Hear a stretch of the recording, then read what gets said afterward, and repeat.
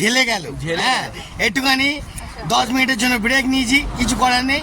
একটুখানি সবাই যে যার মতন একটু বাথরুম ফাথরুম, জল ফল, আরও যদি কেউ টিফিন করতে চায় করে নিন, কান ফান একটুখানি ঝাড়িয়ে নিন, তারপর আবার আপনাদের মুড়ি ভেজানো বাজনা দেখাবো। দেখতে থাকুন আজকের। আর ভোলে বাবার জায়গায় ঢুকতেই জয় ভোলেনাথ কি জয় হোক। দেখতে থাকুন বন্ধুরা।